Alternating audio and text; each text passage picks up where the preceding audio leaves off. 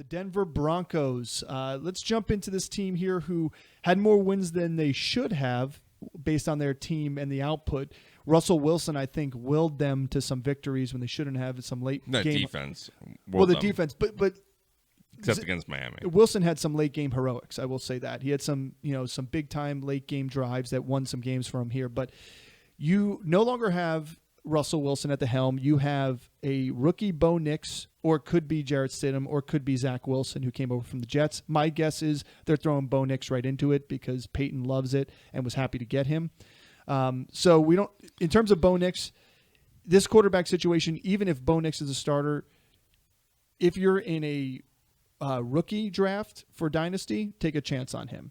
If you're in a massive keeper league and want to take a chance on somebody, maybe. But I am not advising to draft him at all. He is an older quarterback. He's had a lot of experience, so he has the opportunity to succeed with Sean Payton, which I do like. However, it's not going to be this year.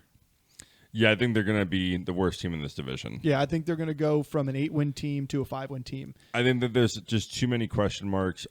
There's pieces that I like on this team. I think this offense is going to look better, but I think that the Chargers are going to be better than they were last year. Absolutely. And the Raiders are going to be better than what they were last year, and the Chiefs are the Chiefs. So the Broncos, I think, are going to be the one that take a step down. Well, let's talk about the running backs. You got Javonte Williams coming back, finally another year removed from the ACL, that's the time you want to try and jump on these running backs after they have a mediocre year following an ACL tear. And now that you should see them get back to their increased volume, increased production.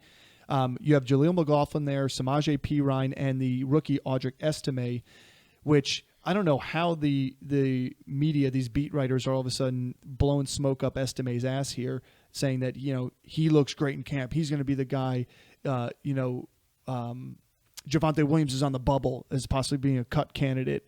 Meanwhile, then you hear that he's taking snaps with every snap with the first round or the first team offense. Yeah.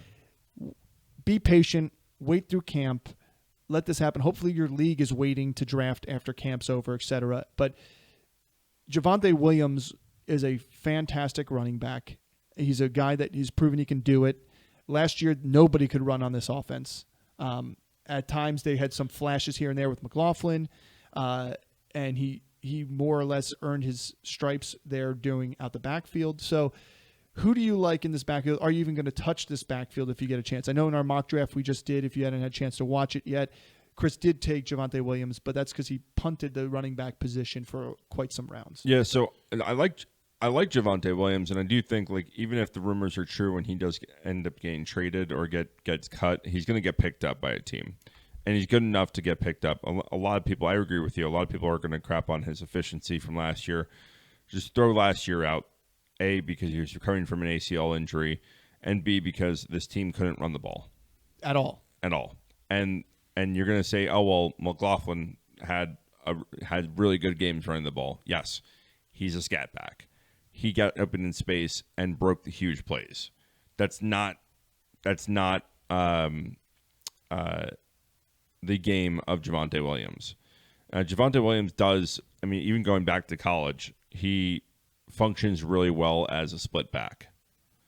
So I think that having a split backfield with either Estime or McLaughlin and the veteran Perine. And the veteran Perine. I think Perine's going to be the most likely to get cut. Yeah, I agree. Out of anyone. But, yeah, I think the value for the Denver Broncos running backs is so low that I'm willing to take. In my best ball drafts, I think I have Jaleel McLaughlin on every. I have him and Estime in a bunch of them. I have him on pretty much every one of my teams. It's either him or Keaton Mitchell that I have on every team in my best balls.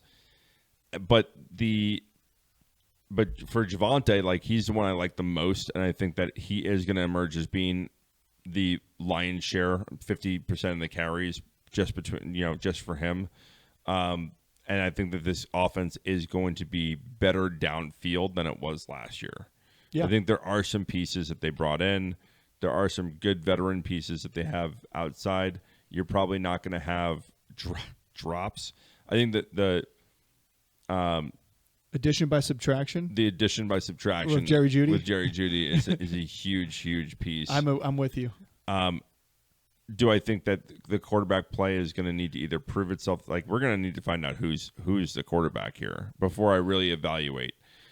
What I do love is that because a lot of people are having that same sentiment, you're getting some of these wide receivers at a much lower value. Courtland Sutton is dropped down. I mean, Courtland Sutton, you're getting in the 8th or 9th round. The Yeah. guy had 10 touchdowns last season. Yeah.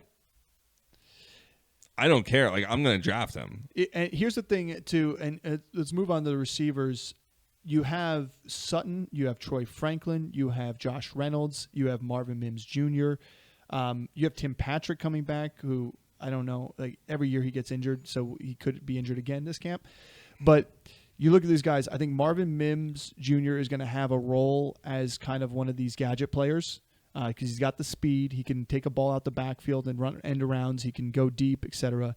You have Courtland Sutton as the veteran number one there. And then you have a battle between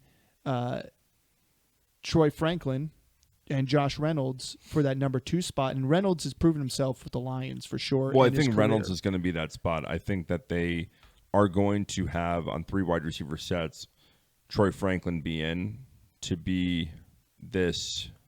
I think he's going to be almost not. He's not a gadget player. No, he's just an overall good wide receiver with some speed. So I think that he's going to be used in the speed deep threat kind of role. But you have 2 big body. Josh Reynolds is a bigger body receiver. Yep. And you have Courtland Sutton on the other side. Like, what do you want from like a struggling quarterback? Is you want some possession receivers. And they got those. So I think that Courtland Sutton and Reynolds talking about Reynolds is he's free. In redraft leagues, he's not getting drafted. So he's going to start the season on the waiver wire. And yeah, Troy Franklin's getting drafted and he's not. Yes. But listen, you say big body. Troy Franklin's 6'3". He's coming. He got drafted at 180. He's going to put on some weight before he gets into the season. He's 6'3". He'll probably be playing at 185 by the start of the season. That's a big body. Like, it's a little thinner. It's not 6'3", 200. We're not talking like, big Kelvin Benjamin and some of these other, Keon Coleman. But 6'3" over 180 is a solid receiver, but he's got the speed that Reynolds doesn't have. That's where I think this guy cream rises to the top here.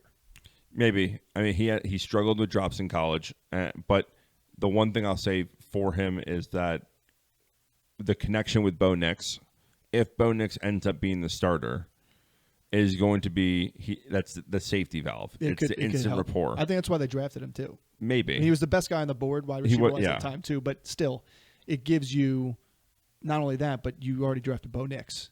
Right. So why not marry the two? There's a thought with that. I still think he's got to win the job.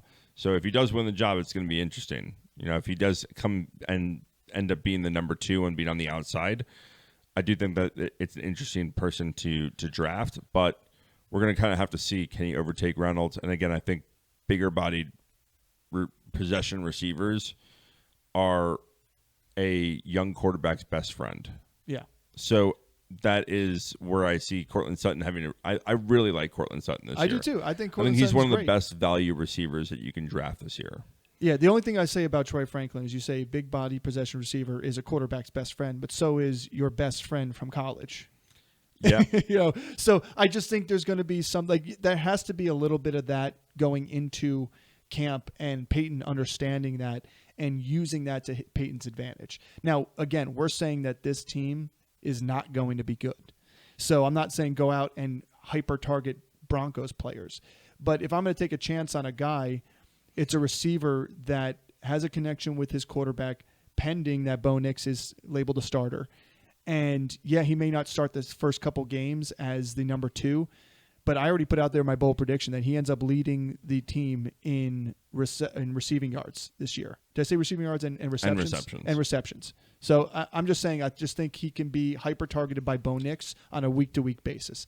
Maybe not the touchdowns, because I think Courtland Sutton is a red zone genius. Like, the catches he made last year in the end zone were unbelievable. Yeah. And they're going to be there. So tight end-wise, another team here, just like the Chargers, not to write home about. You have Greg Dulcich here, who's And Adam Troutman. Troutman is still injured right now. He's questionable. He's got the questionable tag. He's coming off injuries. Dolchich has an opportunity here too. But again, I just don't know if I mean, you look at tight ends in Peyton's offenses outside of Taysom Hill, traditional tight ends, they have a role.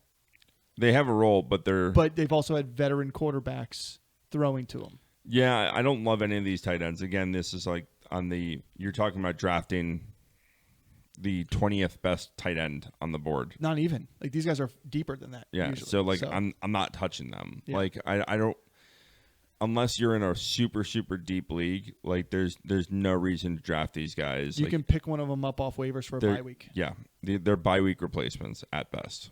Like, you should, like, really the top 15 rated tight ends are the only ones that should be in your sights, because some people are going to take 2 tight ends in a 12-team league.